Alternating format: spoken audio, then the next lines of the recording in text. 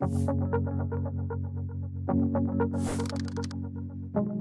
viens d'apprendre le projet de fermeture de classe pour la rentrée de septembre, donc une des 2 classes de l'école de Rogney. On souhaitait se mobiliser aujourd'hui pour marquer notre incompréhension et être en soutien par rapport, tout tenter pour essayer de maintenir cette classe, en soutien notamment à l'enseignante qui va devoir quitter l'école. Donc suite à la fermeture de l'école, ma fille va devoir reprendre le bus alors qu'on habite à 200 mètres de la maison, que je pouvais lui laisser la clé, elle pouvait être un peu plus autonome, et tout ça est remis en question à l'année prochaine, dû à la fermeture. Moi j'ai Clarisse, ma fille, qui rentre à l'école en petite section en septembre. Du coup, on est là pour soutenir le mouvement parce que les classes surpeuplées dans les campagnes, c'est grave, alors que dans les ZEP, dans les RPE, ils font de plus en plus de classes en petit effectif. Et nous, dans les campagnes, on n'est pas du tout soutenus dans ce mouvement-là. Donc on trouve que c'est un peu injuste. Nous sommes aujourd'hui, comme au mois de mars, donc dans un souci de dialogue, pour suivre de manière toujours attentive l'évolution des effectifs prévisionnels. Et aujourd'hui, la mesure qui est envisagée n'est pas une mesure de fermeture, mais une mesure de suivi des effectifs à la rentrée. Au mois de février de cette année, on avait déjà eu quelques alertes sur une éventuelle fermeture de classe sur le RPI qui regroupe les 3 communes Esserblay, Saint-Paul et Rogney.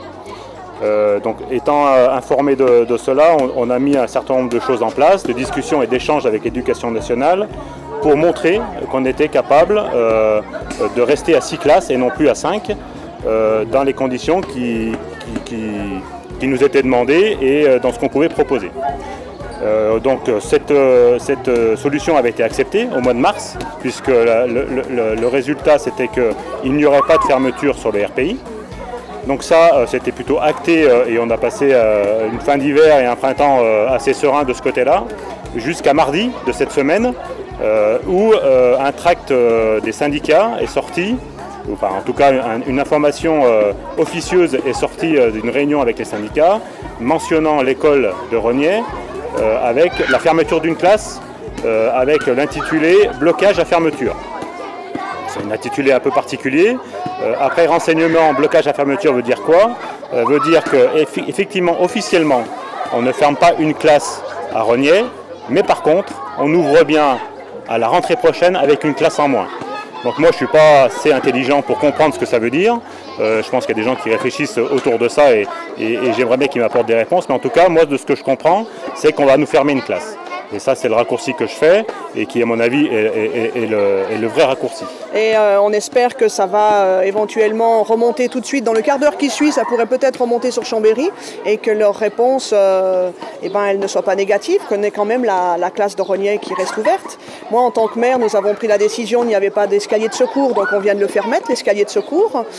Parc informatique, on a tout refait mettre à neuf, etc., puisque c'était vétuste et tout.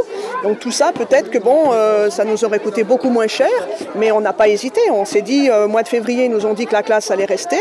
Donc nous, on a investi tout de suite pour mettre correctement le travail des professeurs des écoles ici à Rogney. Certes, on a bien conscience que les calculs de classe se font sur des statistiques, etc.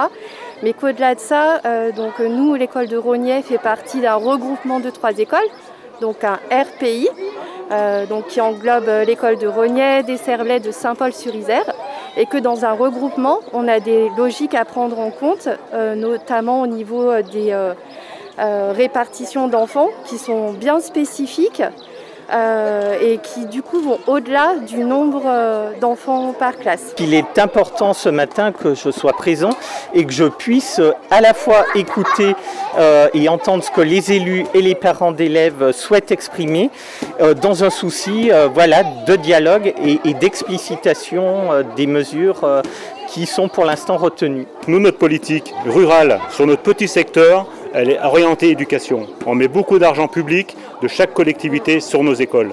On s'entend très bien, on a une très bonne politique et nous sommes nous avons tout ce qu'il faut. Nous pouvons nous comparer à des grandes villes en termes informatiques, en termes de VPI, en termes d'accessibilité, de voyage, de culture. On met tout ce qu'il faut. Ça coûte beaucoup d'argent pour nos petites communes.